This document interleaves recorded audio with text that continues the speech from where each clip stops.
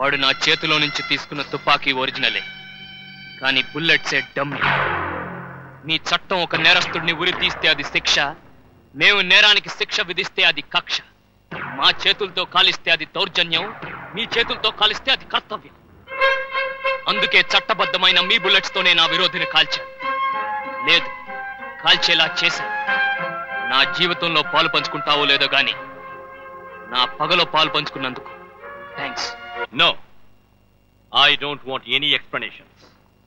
అతన్ని కాల్చి చంపటం నువ్వు చేసిన పొరపాటు, తొందరపాటు. ఎస్. నో సార్, అత్యవసరం అనిపించింది, కాల్చాను. అనుకున్నది చేయడమే కాదు నీ డ్యూటీ, మా అనుమతి తీసుకుని ప్రవర్తించడం కూడా నీ డ్యూటీ. నీ ఇష్టం వచ్చినట్టు నిర్ణయాలు తీసుకుని కనబడిన వాడినల్లా కాల్చేస్తుంటే ప్రజల దృష్టిలో పోలీసులందరూ గూండాలవుతారు. సారీ సార్, మన డిపార్ట్మెంట్ ని కించపరచడానికి అతన్ని కాల్చలేదు. అప్పటి పరిస్థితిని బట్టి ఆ నిర్ణయం తీసుకోవాల్సి వచ్చింది. మిస్ విజయ, ఒకప్పుడు నీ ధైర్యాన్ని, సిన్సియారిటీని అభినందించి బాధ్యతలు అప్పగించాను. బట్ బాధ్యతలు మర్చిపోయి ప్రవర్తిస్తావని నేను ఎక్స్పెక్ట్ చేయలేదు. ఇక నుంచి నా పర్మిషన్ లేకుండా ఏ నిర్ణయం తీసుకోవడానికి వీల్లేదు.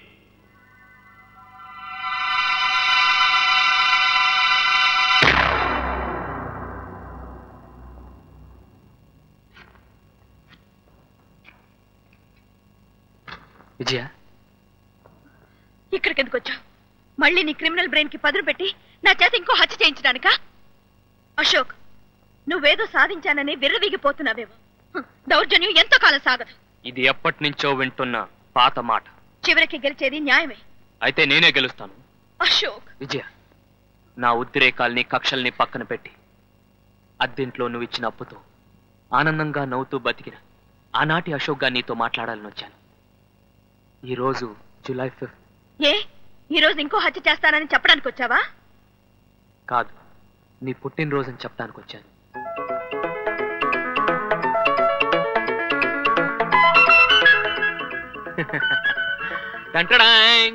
ఏంటి దిబ్బరొట్టి? ఇది దిబ్బరొట్టె కాదు, నా మనసులో ఉన్న ప్రేమంతా రుబ్బి వేసిన ప్రేమ రొట్టె.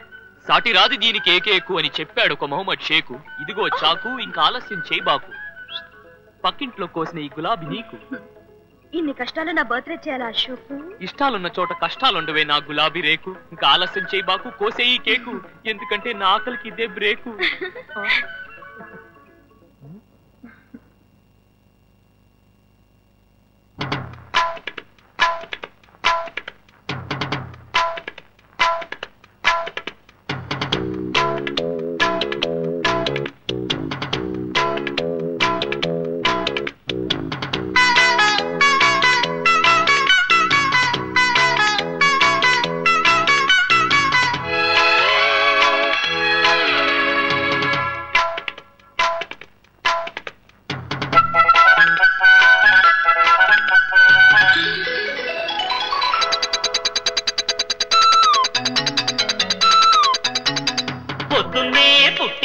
చందమామ మొగ్గల్లే విచ్చింది ముద్దుగుమ్మ, మౌనంలో పుట్టవ గీతిగా, స్నేహంతో మీటవ మెల్లగా, తొలి పొద్దంటి అందాలు ఈనాడు నిద్రలేచి ముత్యాల ముగ్గులు పెట్టే వన్నెల వాకిట్లో.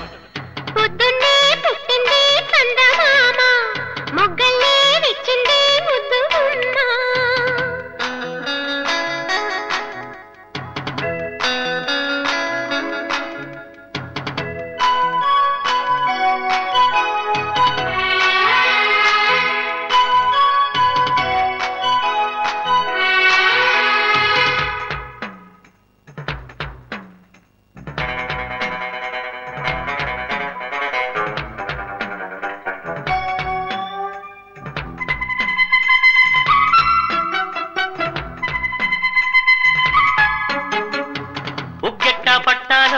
నలుగెట్టా పెట్టారు లాలెట్టా పోయారు ఎమ్మ, ఓ రబ్బరు బొమ్మ లాలించేదెట్టా చెప్పమ్మా. మొగ్గంటి బుగ్గల్లో అగ్గిల్ని సిగ్గుస్తే జావిల్ని రప్పించాలయ్యో, ఓ ముద్దుల కన్నా కౌగిట్లో జోకొట్టాలయ్యో. నా కంటి పాపల్లో ఉయ్యాల వెయ్యాలా ఈ కొంటె పాపాయికి, ముందు మునుపు లేని ఈ పొద్దుటి వెన్నెల ఆదరలో ముద్దు మరిపాలన్నీ పండించేదట్టాగో. ఇక ఏ పేరు పెట్టాలో ఇన్నాళ్ళు ఎరగని ఈ కొంటె చక్కిలి గిద్దల ఉక్కిరి బిక్కిరి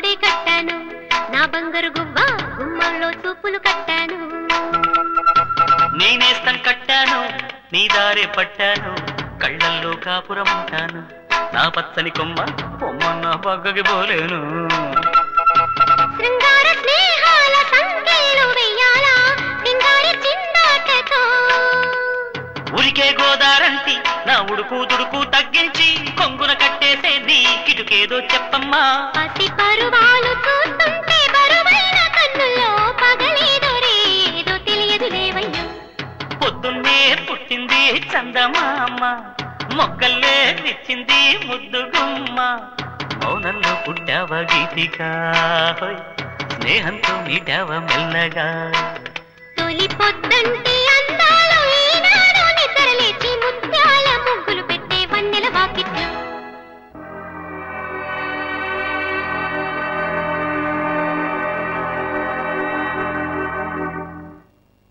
వచ్చే నీ పుట్టినరోజుకి నీ మనసు చాలా ప్రశాంతంగా ఉంటుంది. ఎందుకంటే నన్ను నేరస్తుడిగా నిరూపించినప్పుడేగా నీకు ప్రశాంతత. నాకు సంకెళ్ళు వేయాలనే నీ పట్టుదలకి, నేను అనుకున్న వాళ్లను తెగ నరకాలనే నా లక్ష్యానికి వచ్చే డిసెంబర్ 31 ఆఖరి రోజు. Just minute. నా లక్ష్యానికి మాత్రం ఇదే ఆఖరి రోజు. ఇప్పుడు నువ్వు చెప్పిందంతా ఇందులో రికార్డ్ అయింది. నిన్ను అరెస్ట్ చేయడానికి ఈ సాక్ష్యం చాలనుకుంటాను. ఖాళీ టేప్ రికార్డర్ మాత్రం నీ దగ్గర ఉంది. క్యాసెట్ నా చేతిలో ఉంది. సమస్యకి 1000 కళ్ళు అయితే అది సాధించే మనిషికి 1,000,000 కళ్ళు. Many happy returns of the day. Thanks. కృష్ణాలయంలో ధ్వజస్తంభం లాంటి మనిషి దీపావళి లక్ష్మి అవుట్లాగా పేలిపోయాడు. మీ ఆస్తులన్నీ మీ పిల్లల పేరు రాసి రెడీగా ఉండండి. నెక్స్ట్ ట్రిప్ మందేరా బాబు. పిట్టల్ని కాల్చినట్టు కాల్చేస్తున్నారు, అది పబ్లిక్ గా, పైగా పోలీసు వాళ్ళు. ఏంటమ్మా మన అయితే పైవు లేకపోతే పులి మిల్సు గాడిది గుడ్డమ్మా. ఇద్దరం కలిసి థ్యాంక్స్. లాభం లేదు. అసలు ఆయన ఎందుకు ఉపయోగించేస్తున్నాడో ఇప్పుడు అడిగేయాలి. విడిపోయినా పర్లేదు కానీ నాంచడానికి ఇల్లేదు.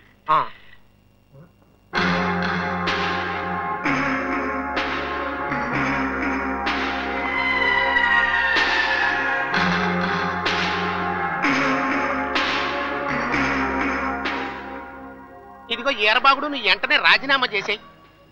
దాని తెలుగులో ఏమంటారు? దేనికి? థ్యాంక్స్. ఆడు మనోళ్ళని చంపేస్తున్నాడు, దానికి తోడు నువ్వు కూడా నీ డిపార్ట్మెంట్ వాళ్ళతో మనోళ్ళని కాల్పించేస్తున్నావు. అది వాడు చేసిన పని. రేపు నీ చేతే నన్ను కూడా కాల్పించేస్తాడు. అప్పుడు కూడా ఆడు చేసిన పని అంటావా? చెప్పవయ్య బాబు. మిస్టర్ వెంకటరత్నం, మీరు ఒక నెల హాస్పిటల్లో చేరి బీపీ నరాల వీక్నెస్ ఉన్నాయేమో చెక్ చేయించుకుంటే మంచిది. థ్యాంక్స్. జరిగేది ఆలోచించాలా, మీ కంగారు గురించి ఆలోచించాలా? పైన ఇంకో వైపు ఉంది, దాని గురించి ఆలోచించాలి. I am Basavappa Gowda, mayor of Bengaluru.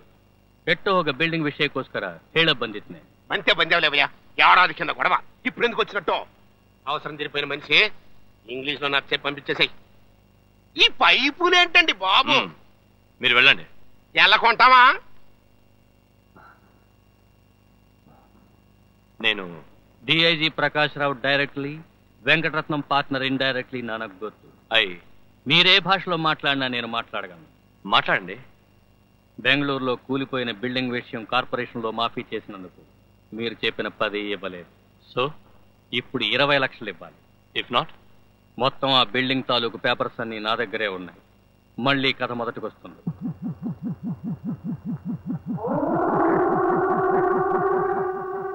Okay, ఎవరికి అనుమానం రాకుండా మీరొచ్చిన సందర్భంగా హోటల్ సౌదాలో చిన్న గ్యాదరింగ్ అరేంజ్ చేస్తాను. అక్కడ I will give you money. మీరు మా డాక్యుమెంట్స్ అన్ని తీసుకురండి. మోసం చేస్తే మీకే నష్టం. హుషార్. మీ డబ్బు మీకు ఇవ్వడానికి గొడవ ఎందుకు? Come on, go and enjoy the evening. Please arrange the money. Sure.